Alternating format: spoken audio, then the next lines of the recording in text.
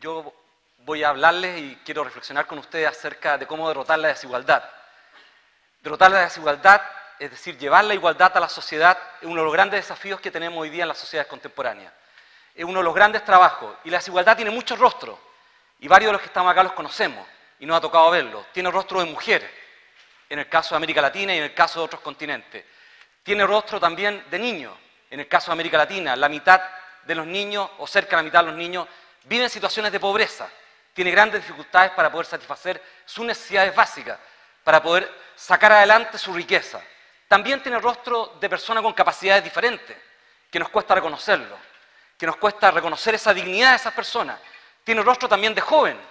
Cuando 200.000 jóvenes en Chile de sectores populares no trabajan ni estudian, ese rostro, ¿no es cierto?, se manifiesta también por la desigualdad, por la injusticia.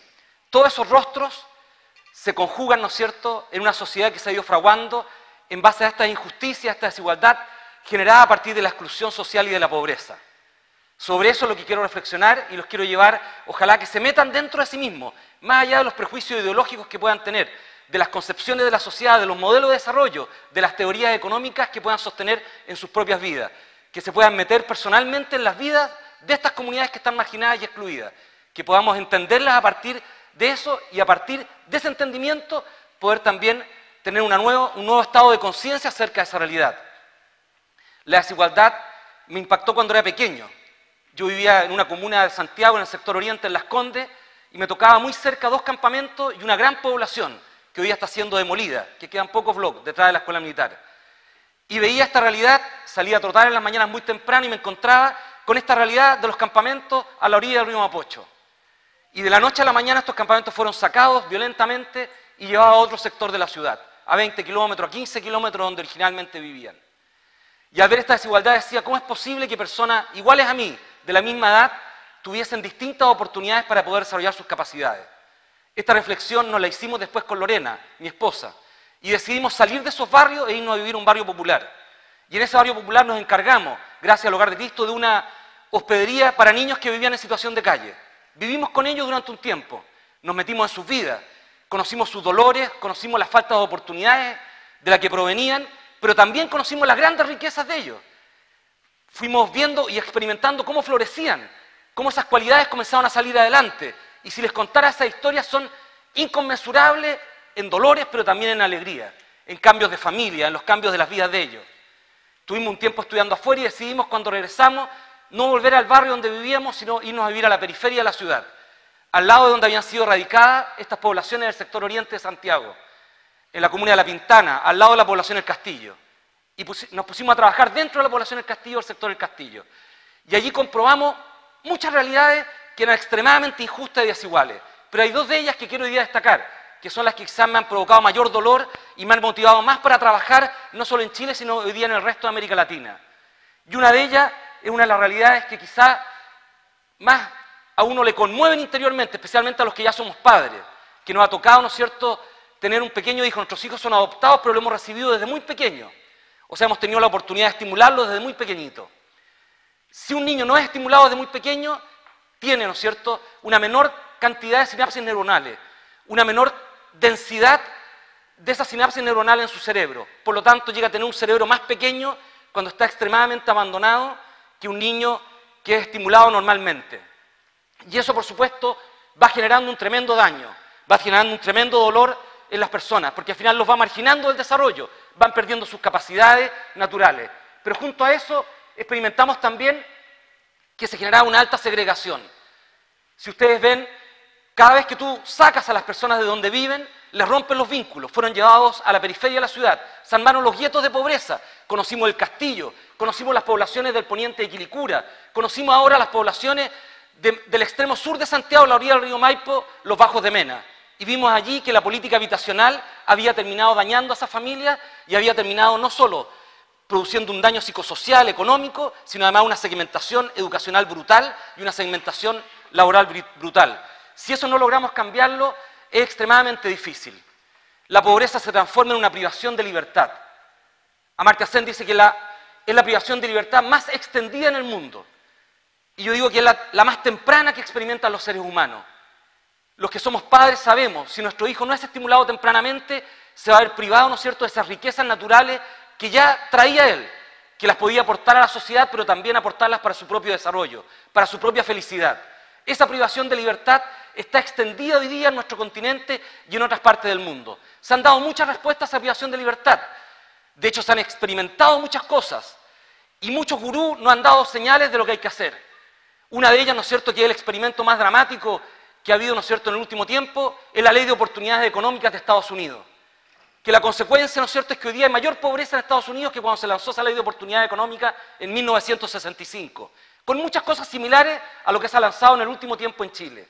Porque la visión al final termina siendo, le tenemos que conducir la vida a los más pobres y tenemos que transferir recursos. Cuando tú, ¿no es cierto?, decides conducir la vida, lo privas nuevamente de libertad. Cuando decides transferir recursos, lo que estás diciendo, mantente contento con esa plata y no es necesario que cambies tu vida porque tú no sirves para la sociedad. Lo haces dependiente de esas transferencias, lo vas inhabilitando, le vas usurpando parte de su dignidad. Y las consecuencias, ¿no es cierto?, las tenemos en Chile, las tenemos en Brasil, las tenemos en México, las tenemos en el mismo Estados Unidos, con los últimos datos de pobreza, con la dependencia de las personas de las transferencias monetarias, con cómo al final, ¿no es cierto?, han pasado a ser ingresos tan importantes en el ingreso total de la familia que los inhabilita inclusive para poder buscar trabajo, o les quita la motivación de poder transformar sus vidas. Este circuito de exclusión termina, ¿no es cierto?, privándonos de libertad. Por eso, para poder vincularse efectivamente y superar, ¿no es cierto?, lo que es la desigualdad, la pobreza, la exclusión social, buscar esa felicidad que ambicionamos todos los seres humanos. Todos tenemos derecho a buscar esa felicidad. Lo primero que hay que hacer en la sociedad es reeducar nuestra mirada desde la dignidad. Si no reeducamos la mirada desde la dignidad, vamos a seguir mirándonos como unos inferiores y otros superiores, como unas personas que tenemos tantas capacidades y otros que tienen tan pocas. Yo provengo de la psicología y me impactó cuando estudiaba psicología dos fenómenos. Uno que fue el estudio de la escala Bechdel de inteligencia, cuando uno de los grandes contradictorios de esta escala Bechdel de inteligencia decía, si usted se mete en la Amazonas, va a encontrar indígenas que le va a ir pésimo en la escala Bechdel, pero van a identificar 300 colores o tonos distintos de verde, que es su capacidad de adaptación a ese territorio. Y si le va mal en la escala Bechdel, van a decir que tiene poca inteligencia, pero metamos a alguien que le va muy bien en una ciudad a la escala Bechdel en medio de la selva amazónica, si son capaces, ¿no es cierto?, de adaptarse a ese medio con la facilidad que lo hacen, ¿no es cierto?, las comunidades que allí viven.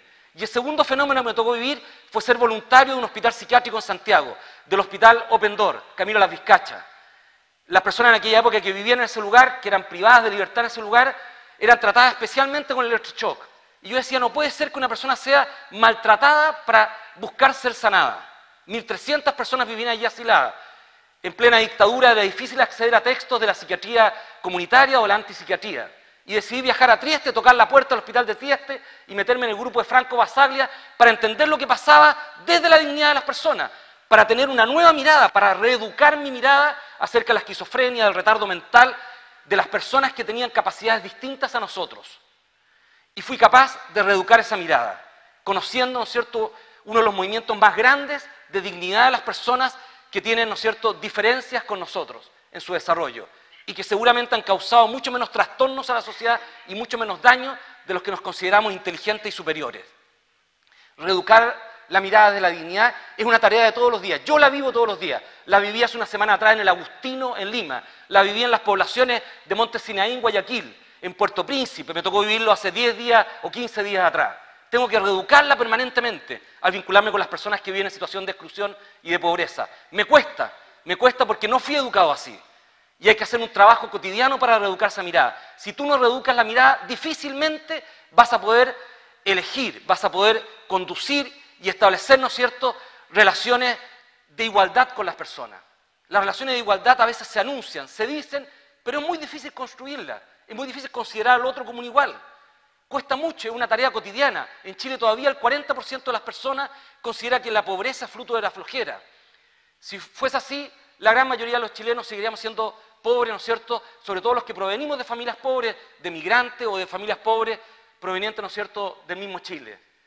Por lo tanto, la mirada, cuando uno la modifica, tiene que llevarle eso también al final, una modificación de los vínculos con los demás, de las relaciones que tenemos con los demás.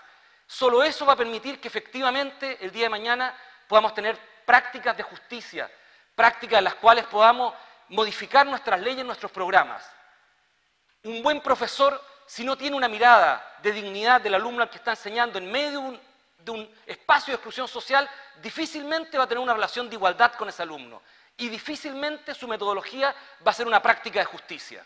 Por mucho que esté bonita, enunciada, seguramente va a ser como aquel profesional que cuando anunciaron el programa Chile Solidario dijo que el 10% de las familias va a ser refractario al programa. Un buen profesional habría dicho, este programa no vale para el 10% de la familia. Para ese 10% tenemos que hacer otro programa. No hemos sido capaces de hacerlo. Ese es un buen profesional que reconoce la debilidad de su propio programa para poder acoger las necesidades de familias que están extremadamente marginadas. Esta reeducación de la mirada, este trabajo con la dignidad de las personas desde la relación y estas nuevas prácticas de justicia nos permiten descubrir la riqueza en medio de la pobreza. Nos cuesta mucho. A muchos de los que estamos acá seguramente no deseamos vivir al lado de la pobreza y de la miseria. La ciudad de Viña del Mar, donde fue bautizado, nació el Padre Hurtado y fue bautizado, no tiene hospedería porque la comunidad no ha querido tener una hospedería en ese lugar para que puedan alojar a las personas. El resto de las ciudades de Chile tienen hospedería. Muchos de los vecinos de Peñalolén no quisieron que los campamentos se quedaran en Peñalolén y prefirieron pagar inclusive las inmobiliarias para llevarse a las personas a Bajos de Mena. Me gustaría que esos mismos vecinos ya visitaran Bajos de Mena, vieran cómo viven las personas. 20 años viviendo en un campamento y el campamento en que se transforma en un parque. Y les quitaron su tierra para llevarlo, ¿no es cierto?, al extremo de la ciudad, donde solo 3 niños en el primer año tenían acceso a la educación básica. Los otros 7 tenían que salir de la población a buscar en La Pintana, en La Florida y en otra parte de Puente Alto la escuela para sus hijos. Lo mismo que el Castillo. Mucha gente quedó contenta cuando sacaron al lado, donde está hoy día la Casa de Piedra, las poblaciones del ejemplo y del esfuerzo. Otros no quedaron contentos y pelearon para que no la sacaran. Pero hubo muchos que quedaron contentos y lo transformaron después, ¿no es cierto?, un lugar que supuestamente era de seguridad, que no se podía construir, construyeron después grandes restaurantes y un lugar, ¿no es cierto?, para tener eventos. Y al final esas personas terminaron viviendo en el Castillo con un deterioro tremendo de su familia. ¿Quién quiere vivir al lado de las personas en situación de pobreza? Y nos perdemos la riqueza de la pobreza, nos perdemos la riqueza del vínculo, la riqueza de sus experiencias, la riqueza de sus vidas. Ellos se pierden también el vínculo con nosotros. Nos vamos llenando de prejuicios, vamos generando estas rivalidades tremendas que al final nos terminan generando espacios de desconfianza y de infelicidad. A mayor desigualdad, como dicen todos los estudios, ¿no es cierto?, que se señalaban, al final tenemos mayor infelicidad. A mayor infelicidad nos cuesta encontrarle sentido a la vida.